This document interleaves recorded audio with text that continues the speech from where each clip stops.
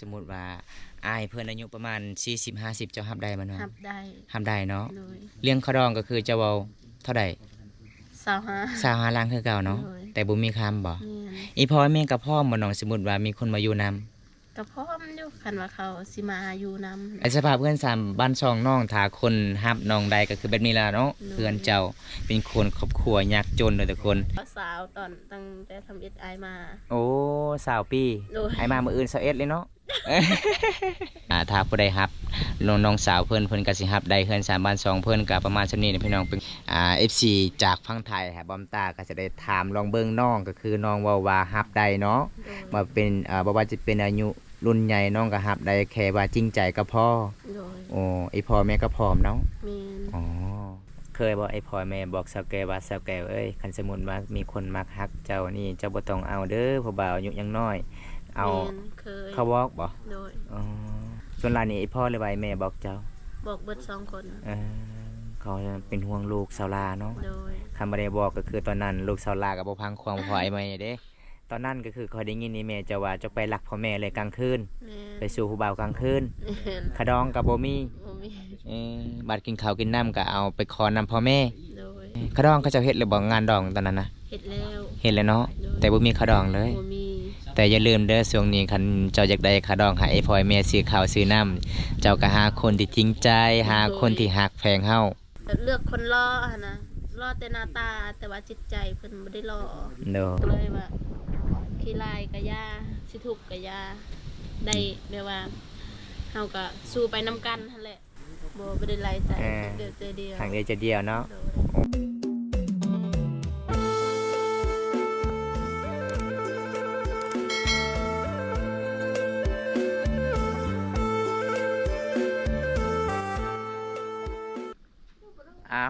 บันส่วนเด้อบันส่วนเนี่ยนะสมบัติค่อยๆยาเพราะว่าจะเป็น FC ในประเทศและต่างประเทศสบายดีมาสักครู่สักคนพี่น้องว่าจะเป็น FC บอมตาพังลาวพังไทยในประเทศและต่างประเทศวันนี้ก็คือบอมตาก็จะได้เดินทางมาเยี่ยมมายามสาวแก้วคือเก่าตอนนี้บอมตาอยู่ที่บ้านของน้องสาวเพิ่นทุกคนเพราะว่าน้องสาวเพิ่นเว้าว่าอยากได้สังกะสีสิมุงหลังคาเฮือนครัวก็คือเฮือนห้องนอนน้องสาวเพิ่นได้เพราะว่ามื้อนี้บอมตาก็สิได้จัดให้ตามคำขอ FC คนนึงให้บอมตาก็สิได้ถามข่าวๆเรื่องราวสาวแก่เป็นจังไดมาจังไดทุกคนเพิ่นก็เปิดใจหรือว่ามีคนหักคนแพงเพิ่นก็สิเอาลีบ่มื้อนี้บอมตาก็สิจัดให้เลยทุกคนนี่น้องสาวเพิ่นทำมาสบายดีน้องล่ะสบายดีนี่เอ้าเป็นหยังน้องฮะเป็นหยังคือยืนบ่ได้ตอนนี้นะปืนอะเยิงปืนอะเยิงไปเอาเด้อทุกคนปืนหาเยิงก็คืออีหยังเส้นประสาทเจ้า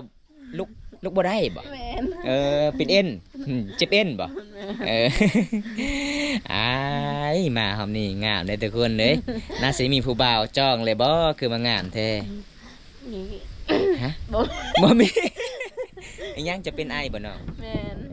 น้องเป็นไอน้องบ่สบายเด้อทุกคนเด้มื้อนี้บอมตาก็สิได้ไปเยี่ยมไปยามน้องสาวเพิ่นก็มี FC ให้บอมตาถามว่า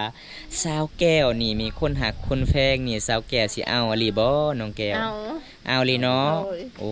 ทุกคนเอาอีหลีเด้อทุกคนเด้ก็คือตอนนี้ยังขาดอีหยังแน่ในครอบครัวของเจ้าข้าวกินก็บ่มีบ่โอ้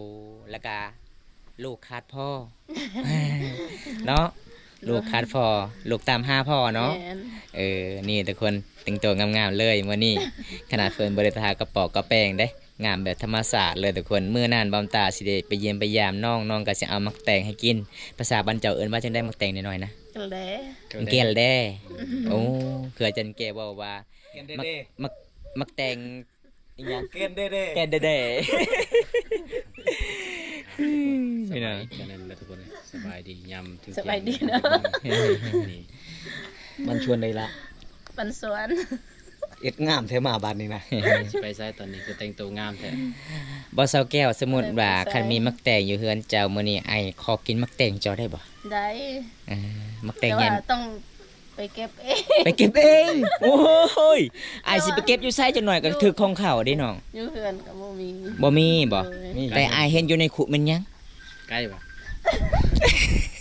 ไม่ยั่งเลยนะตาลักแตงอยู่แต่ว่าบ่ได้ลายน้องมากินมันบ่ลายไฟโทนะโดยชัดจะบอกเนาะก็เลยให้ไปเก็บเองทุกคนเลยใจดีเนาะเจ้าเนาะถ้าจะได้แตงใหญ่ก็เก็บเอาเลย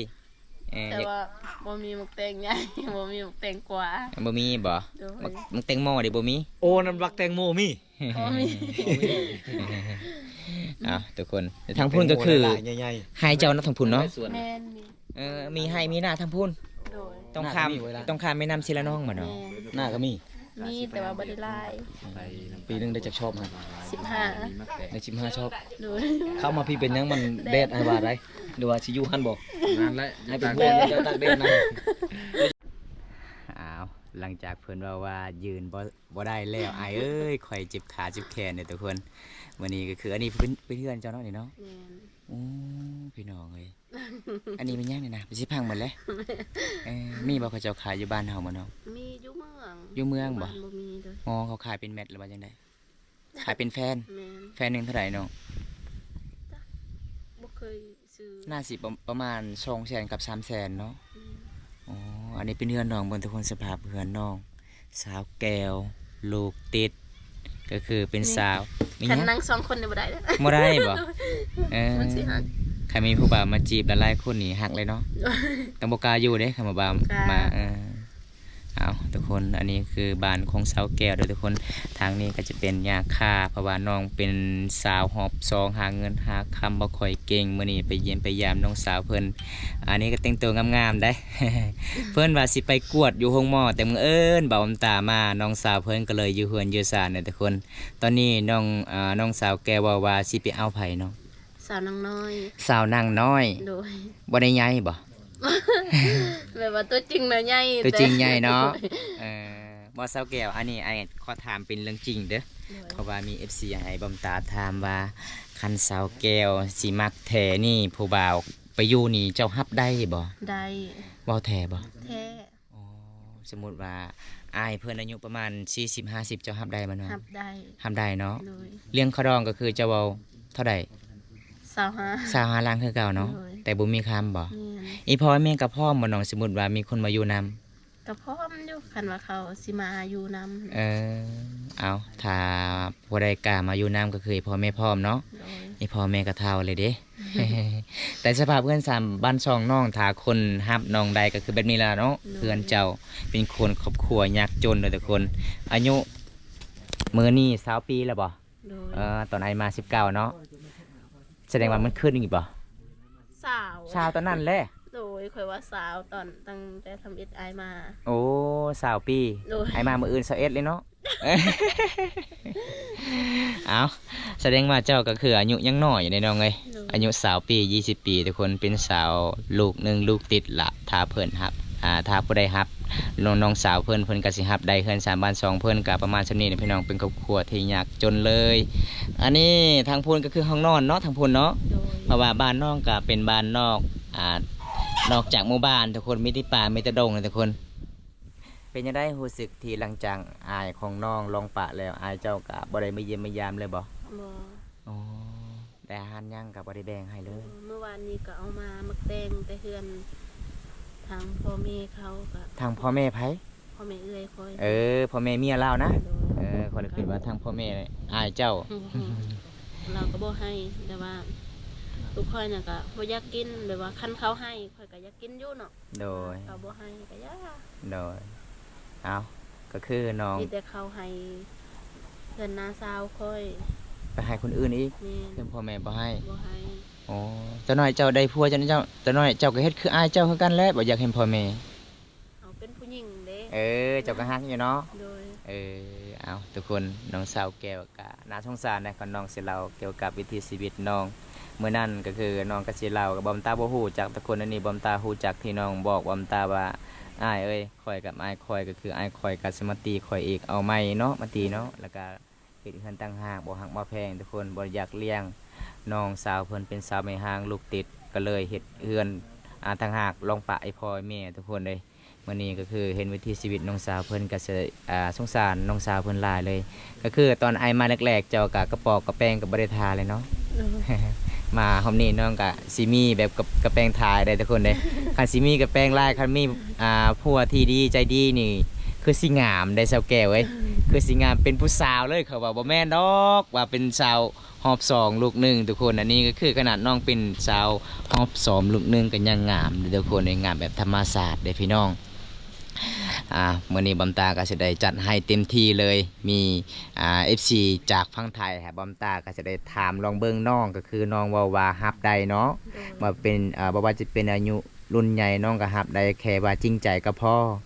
โอ้ไอพ่อแม่ก็พร้อมเนาะอ๋อ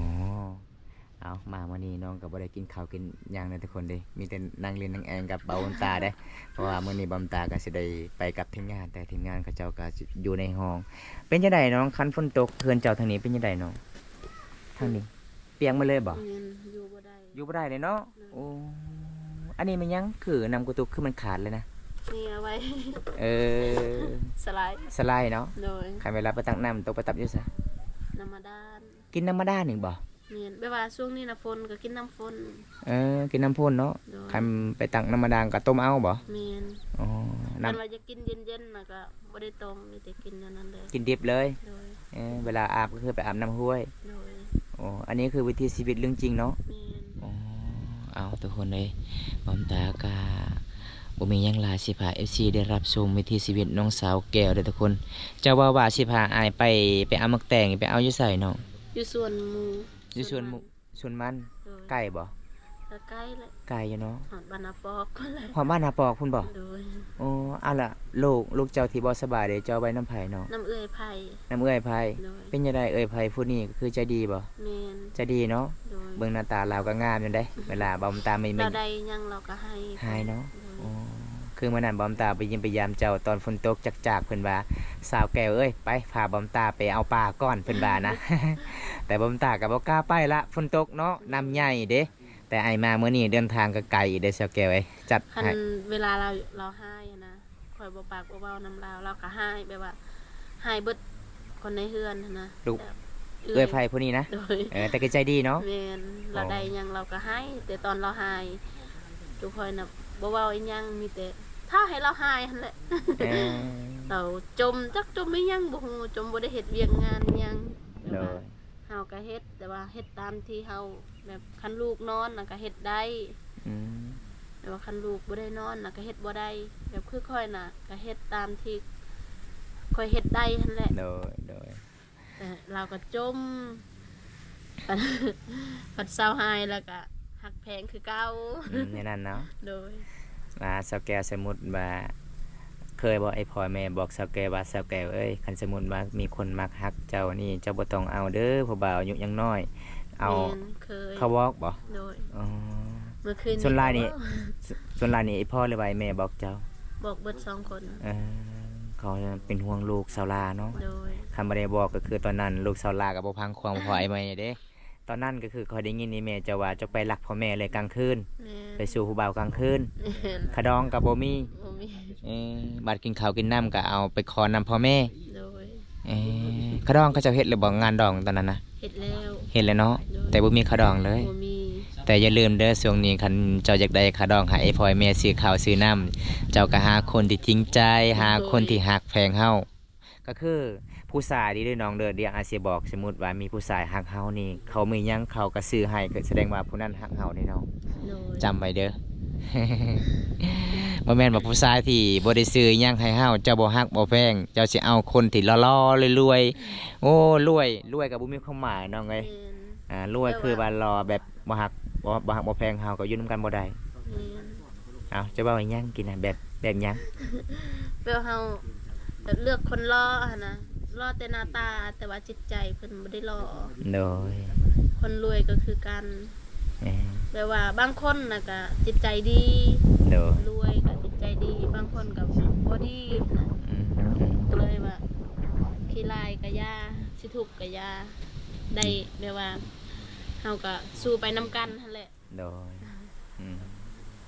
เอาพี่น้องเอ้ยอันนี้ก็คือน้องก็สิได้เราไปที่ชีวิตน้องไอพ่อแม่ก็จะได้เคยบอกเคยสอนเนาะ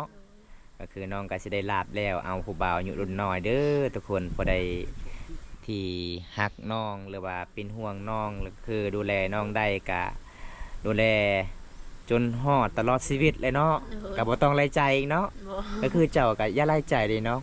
บ่ได้ไล่ใจเดียวเดียว ทางเดียวจะเดียวเนาะ โดย อ๋อ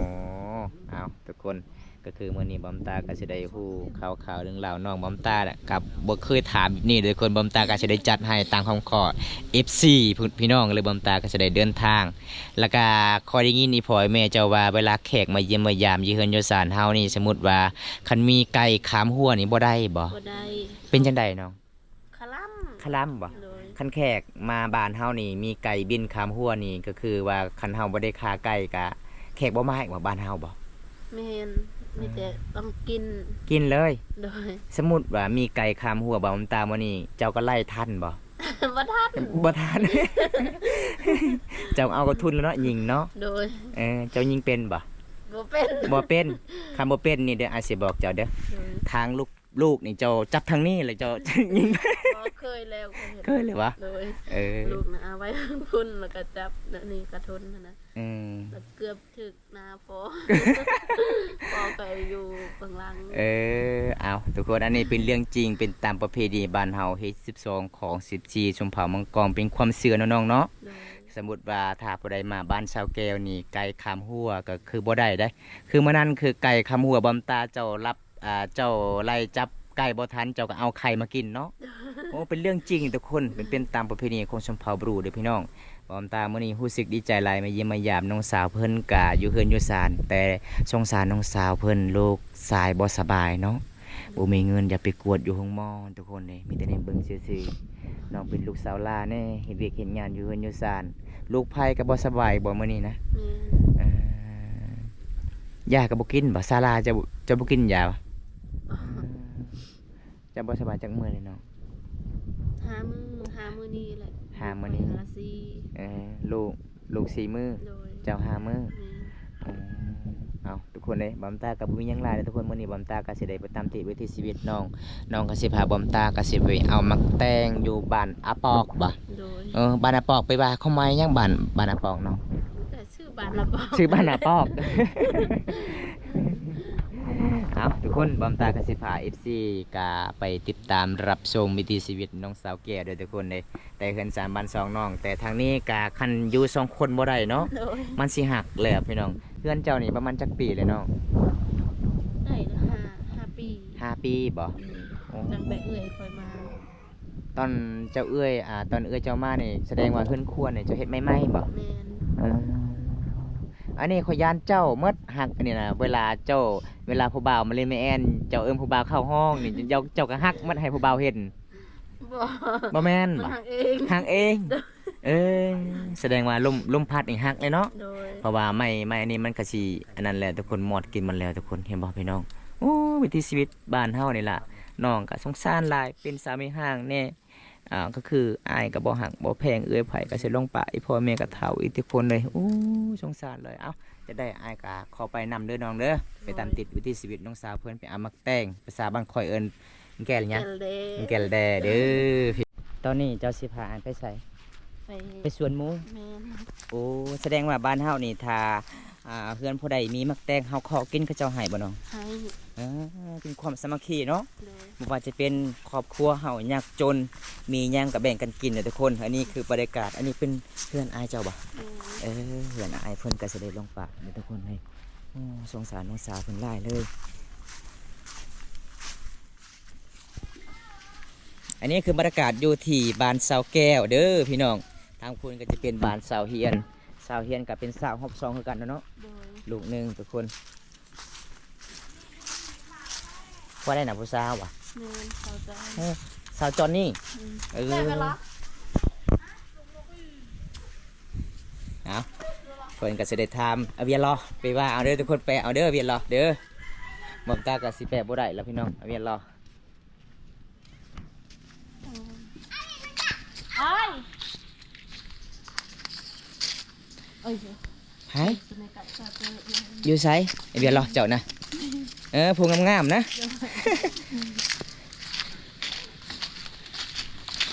มื้อนี้บ่าวเซาแก้วกับสิพาบอมตาไปเลาะก่อนเด้อทุกคน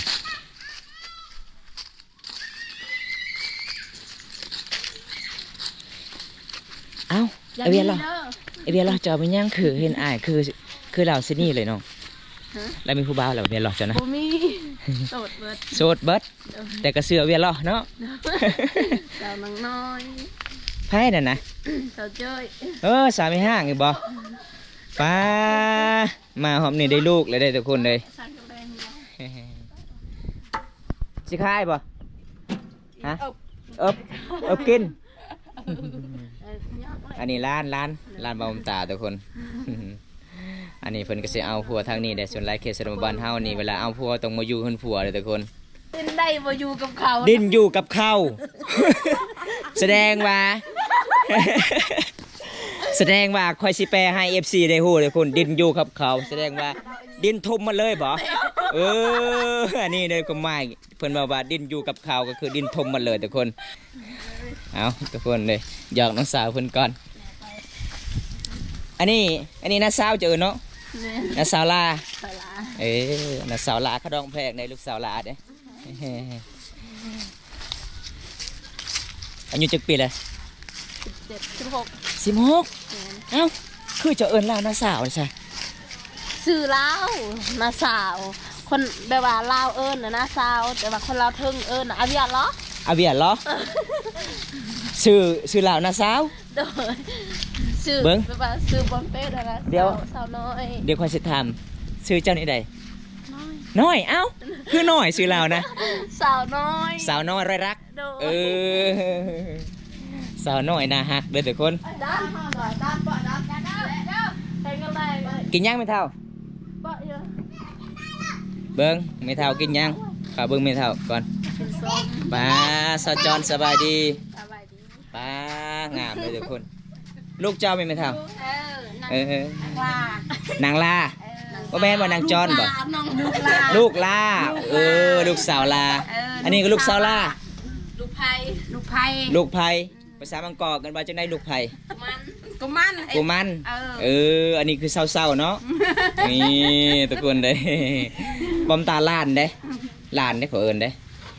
เจ้าฮู้บ่ ตะดังปลายไม้นั่นดา ล้านค่อยเศร้าๆนี่ ประมาณไหม โดยลูกเจ้าบ่เอาบ่เฮ็ดเฮ็ดงานดองเลยบ่ อยู่ว่ะ สิให้เท่าได้ขาดองนะล้านบอมตานี่ ครอง โดย 20 ล้าน 20 ล้านลายเทเนาะโอ้จ่ายเลยบ่ ก็20 ล้านแล้วเนี่ยแต่นี่เนาะโดย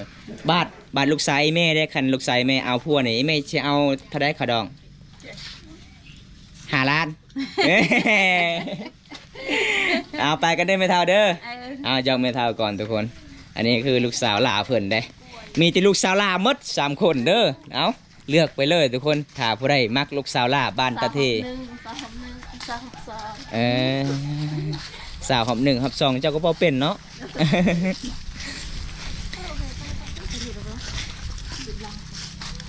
มีเด็กเข้าไปหับจ้าง สิไปไสมื้อนะไปรับจ้างอยู่ไส จนกล้วย ซึ่งกล้วยอยู่บ้านนรงค์มื้อนึงเท่าไหร่เขาเจ้าจ้างมื้อละแสนกินข้าวเอง แม่น โอ้ทุกคนเลยน้องๆก็อยากไปหาเงินหาคำ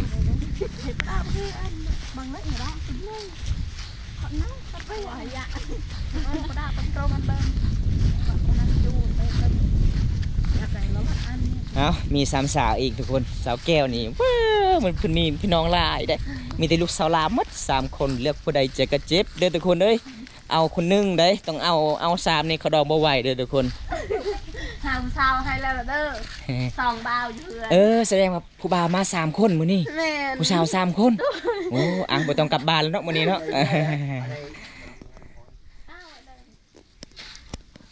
ตอนนี้น้องสาวแก้วกับสิไปเอากระตาก่อนมีผู้บ่าวแล้วบ่สัจจอน บ่มี อายุจักปีเลยจ้ะ14ป้า14คือใหญ่แท้ ลานหามัดกันนี่ ล้านเจ้าเป็นไม่เท่าพอเท่าโอ้พอเท่าว่าไม่เท่าอีก เท่ากับหลายปีไปเลย ก็ให้เอาไม้กัน ขดองแพงบ่พอเท่าขดองแพงบ่ล้านเจ้านะ เออ ประมาณจากล้านขดองจ้ะโดย ลูกไผ่ก็อยู่เฮือนนี่ บ่ขะดองลานเจ้านี่เท่าใดคันมีคนมัก ขนาดได้ผัวนี่ อยากได้ผัว ยัง ยังบ่ได้ผัว เออ ค่อยถามมักขะดองลาวนี่เท่าใดคันสมมุติว่าลานของเจ้านี่เอาผัวนี่ บ่ได้แพง บ่ได้แพงเท่าใดเนาะพ่อเฒ่าฮะเอายิ้มอีกได้ประมาณจักล้าน เดี๋ยว15 ล้าน 15 ล้านป้าบ่แท้ป่ะ15 ล้านนี่บ่ป้า เขาแท้ บ่แท้เนาะจะเอิ้นได้ลาวนะ ที่หาได้ ลุง เงินนี่ยาก แม่นหายากเนาะ เออ โอ้ทุกคนเลย นี่เบิ่งนี่ร้านเฮานี่ สาวแก้วนี่ เออ บ่ได้ขะดองเลย ผัวปะ ผัว ไปทำงานบ่ได้บอกผัว เออ ไปเลย ไปเลย ไปเลย ปะเมียอยู่เฮือน ปะ เออ ไปช่องเลย ไปส่งเลย ไทยบ้านนี่ โดย ผลึกเลยเห็ดในนี่คือลูกหมูลูกมาให้ เออ ลูกมาลูกหมูก็ยัง คือว่าแบบบ่มีพ่อแม่เนาะ มีแบบผมมีพ่อแม่ น้องจอนจอนนี่บ่ผู้นั้นได้จะ ไป ชื่อ ปะ นั่นเลย เลยบ่ม่วน ชื่อไหนล่ะชื่อน้อย เจ้านี่นางน้อยนะเนาะสบายดีจักปีเจ้านี่ 14 นี่คนนั้นดิ 14ด้วยกัน 14อีหยังชาวเกว่าซ้ำกันกับลาว นี่ลูกหลานหมดเลยอายุเฮา83 ปีเลย 83แล้ว โอ้ ช่องเชื่อเลยช่องขา อีหยังหากลูกแต่นอนบ่เจ้าน่ะ บ้านเฮานี่บ่มีไผเนื้อ ยังใช้ชุดนอนอยู่ ไปก่อน ตอนนี้มันบ่ายโมงแล้วมันสิค่ำอีเลยใดละ เท่า หากลูกแต่นอน อย่ากินคือเก่าไม่เฮ็ดบ่ได้